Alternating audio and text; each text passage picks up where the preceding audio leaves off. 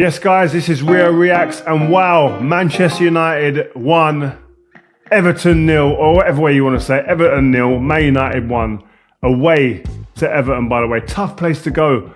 David Moyes, Everton, always a hard team to get past, especially for Manchester United. Sets them up, tough to beat, hard place to go, and Man United done it. And I've seen a lot of people saying, it was a bad performance, and we didn't do what we were meant to do, and Michael Carrick's Man United, we don't know about this. You can't have perfection every time you win, especially away from home. All these great sides we talk about and we go about with nostalgia, even the great sides that I played in, and we forget that we've had to roll our sleeves up many a time and roll with the punches away from home, be on the back foot and nick results. I'm not saying we nicked this result, but there's times when Man United have done that, when other great teams over the years have gone away and you've gone, you know what? They found a way. So why can't Michael Carrick's team just find a way? They found a way to win. There's more than one way to win a game. It isn't all about pretty football and we've dominated possession. We've dominated territorially as well. No, sometimes you've got to be on the back foot. You've got to roll with it. Take a few. Put your guard up. Get your eyes above your gloves and then go for it a little bit. That's got to happen at times. And Man United done this, and with the help by, I must say, Mr. Benjamin Šeško. Now, if there's anybody doubting if he's got the mindset, if he's got the application, if he's got the quality, if he possesses traits of a Man United number 9, look at that goal. Look at that goal. The super sub delivers again, and he won't want to be called a super sub. No chance. But at the moment, I think he's come off the bench 3 times and scored 3 goals. And one's a winner. It's a winner. Like, and you're looking at it and you're going, this kid, man, how is he not playing? That's what everyone's saying. But Michael Carrick's got a way at the moment. He's come in and is getting the best version that we've seen of Cesco. And at the moment, that seems to be happening coming off the bench. So he seems to be sticking with that. And I think listening to Michael Carrick's comments after the game, there's dialogue between them. And I saw their embrace after the game on the pitch as well. It tells you a lot. You could see the satisfaction, the happiness in Cesco, and rightly so. But we see some players in them moments, you can see they can be frosty and they're not happy with the manager. But I think the dialogue that Michael Carrick's having, the ability to talk to him, get down on his level and communicate as to why he's using him in the way he is at the moment, but also with an eye to what potentially could come from this in the future for you if you just continue and trust me. Benjamin Šeško's bought into it. He's bought into Michael Carrick. You can see that. So I look at this and think, listen, what are the positives here? And the positives are that you've got a striker that's coming on and going, whatever happens, I'm going to impact this game. And he's doing it brilliantly. As I said, the 3rd time in a row, Šeško's come off the bench and scored. He's grabbed the 71st minute winner here on a brutal counter-attack. If you took the names off them shirts and you put Rooney, Nani, Jason Park, Cristiano Ronaldo's heads on them players, you'd have thought that was them. It looked like a bit of a throwback. Do you know what I mean? It looked like a Martial, Lukaku, Rashford under Ollie at times on the counter. It looked devastating. Cunha with a beautiful, actually Maguire clearing, edge of the box, but then gets to Cunha and it's a wonderful pass. Set up by Cesco, obviously, but the pass, great pass, running, a willing runner in Mbeumo, running from deep. And then when you watch Cesco put on the burners, and yes, against Tarkowski, I know, but he's put on the burners, gets up there, remains calm, composure, slots it. I mean, it's a wonderful finish. And you know what? Clinical, confident, and going, you know what? How long, Michael Carrick, can you keep me out of this team? That's all he's doing. He's just posing questions to the manager. He's just going, he's just banging the back of the net and going, listen, how long? What's the excuse going to be this week, boss? What are you going to tell me this week as to why I'm not playing? And that's all he can do. And Michael Carrick will be delighted with that. That's the response you want from your players. You're not playing me? Okay, when I get on that pitch, I'll show you. And that's what he's done. And I think it's been great to see. And I think those traits, I think it's good to see Manchester United win in a different way. And you look about Michael Carrick Effect on this and you go, what is he doing? What has he done? He's he's elevated from the Ruben Amorim era. I think he's quietly transformed this team into a team that under duress, they look calm and composed. Whereas if they got into positions of under pressure, backs against the wall, under Ruben Amorim, I never sensed calmness. I never sensed an assuredness. I never sensed a confidence with their backs against the wall and when things were going wrong. Man United under Amorim, when something didn't go right, they looked fractured. They looked like the old scars were being reopened. We've been here before, fear. Whereas at the moment, with this team, with Michael Carrick at the moment, he's instilled that calmness, the way that he played, there was a calm authority of the way Michael Carrick played. And I sense that in the moments where our backs are against the wall. Listen, Everton put us under a lot of pressure, putting the ball in the box from corners. How many corners did they have? And I'll get onto the goalkeeper in a minute, but I didn't sense panic. And that's a great thing to have in a team. Again, Martinez, who everyone's been talking about, has been great under Carrick since he's come back. He weren't playing. Leny Yoro goes in there, a clean sheet. Maguire was top. Obviously, the goalkeeper was the best player, I thought. But again, a shaky start, yeah. But United, they shuffled the back line, but they stay composed and they secured a clean sheet in that game. And I think it's great for confidence. I think Leny Yoro, I think his last couple of games, this game here, clean sheet. West Ham, he came on and made two unbelievable moments, unbelievable tackles at the end, and you could almost thank him for that game as well, in the way that he handled the situations. And you go, there's just confidence brewing now.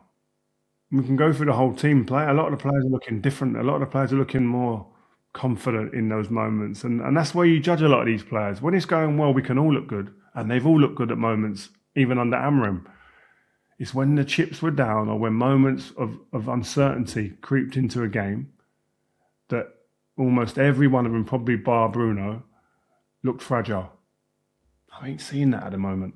I ain't seeing that right now. There's been a change, and I'm liking what I'm seeing in that sense. I think Michael's he shifted to a more structured 4-2-3-1 system, which has brought a bit of balance, which has mean the midfield looks a little bit more controlled. Players look a bit more comfortable in there. Kobbie Mainoo, I'm liking what I'm seeing every week. The defence looks more organised, more sure about what they're doing.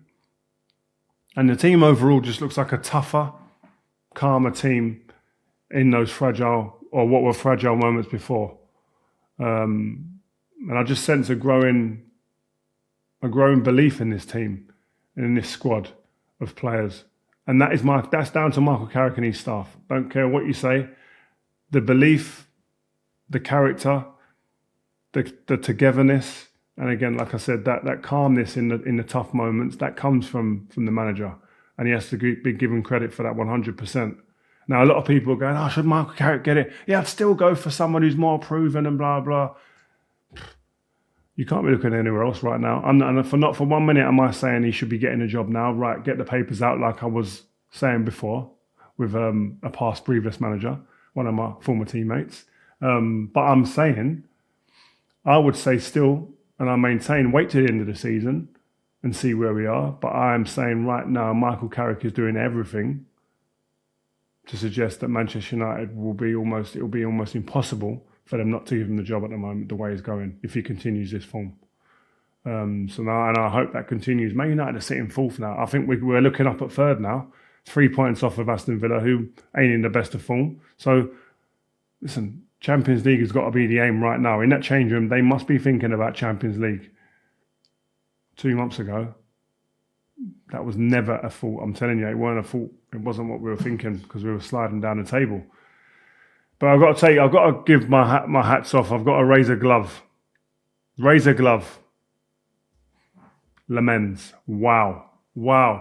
I mean, I saw the message that went on social media from Kobbie Mainoo, the Royal Rumble kind of meme, that kind of likened it to what it was like in the box in set pieces and corners against Everton. They set about the goalkeeper. They got bodies everywhere, made it difficult, but he was calm and cool and composed. Edwin van der Sar vibes. That's what I see. I see like just that calmness, that calming authority. That he's a young keeper who just looks like he looks settled in that role. I've played in goal. I've been in goal at an awful performance for myself in a I think it was a quarter-final against Portsmouth. Just being in the goal and being around it, the goal feels like it's massive. It feels like, but I don't think it feels like that with him. I think he feels like this goal. If it was bigger, it wouldn't affect him because he has a quiet confidence in himself. He looks really, really happy to be in there amongst madness, and his heart rate don't seem. And he's commanding his box. He's got a clean sheet there. And he's quietly becoming the reliable presence at the back, and I'm loving it. Long may it continue. I think we've got a few fan questions, by the way, guys. This is a Real React, so make sure you stay tuned. Make sure you always stay with your notifications on after a game, because I do come on. Last night was a bit late, though, I've got to be honest. But Jack Reacher at United, sorry, it actually reads at United _ Jack Reacher on X. Rio, should we not be starting Cesco? This is the question everyone's got, but he says ahead of Ahmad. We can't break down low blocks too. Surely Carrick has to do something differently. Yes or no? Cesco has put himself into a position where he's asking the question of the manager. Come on, I'm scoring, I'm changing games. But he must be, I think Michael Carrick's looking at it and going, that's a weapon. I've got someone who I know can come on at the moment, and things aren't that bad with the starting team. So I'm happy to continue like this. And I think it will change at some point. But if it didn't right now, I wouldn't, if I was even Cesco, I wouldn't be too bothered, because I'd be going, you know what, I'm coming in on, I'm getting my flowers. I'm getting my goals. I'm getting my minutes. But I think what I like about the front line players is that there's a good mix and there's a good blend and there's a good difference between all of them. They all give you something different, which I love. Cunha, the manipulator, the maverick, pops up in different positions, can run with it, can dribble, can get out of a press, can play that pass that he played yesterday. And Mbeumo has got that physicality that he can run, he can move, he can get beyond defenders, can finish. Ahmad's got that little trickery as well.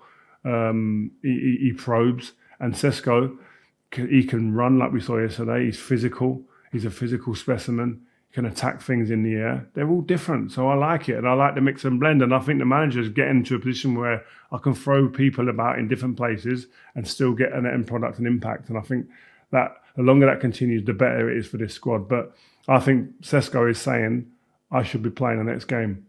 But the manager makes the decisions, guys. At Cami26 _2 on X, Rio, would you be signing Elliot Anderson or Adam Morton to play next to Mainoo, assuming United make Champions League places next year? Elliot Anderson, I would love to have him at the football club, 100%. His energy, his physicality, I think he'd be a great signing. Knows the league. Adam Morton, again, I've spoken about him. Maybe he might be too similar to Kobbie Mainoo. We then lack a little bit of physicality in the midfield area if it's maybe him. In that sense, I don't know. So, yeah, I mean, I probably would lean on Elliot Anderson this season after the way that he's played. And again, that his traits, I think, would suit and blend to someone like Kobbie Mainoo if he's going to start next season a bit better.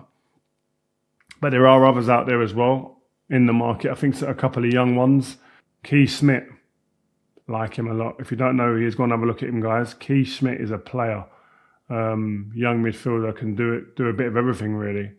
And is performing to a very good standard. So yeah, there's other players, but yeah, Elliot Anderson you mentioned, I wouldn't be disappointed in seeing him in a Man United shirt next year. It's going to cost a hell of a lot of money, but if we get Champions League, we've got to make it happen. At Dr. _Vodka on X, Rio, do rules need changing for set pieces regarding the discarding of a goalkeeper? Maybe limit how many opponents can be in the 6-yard box or something similar?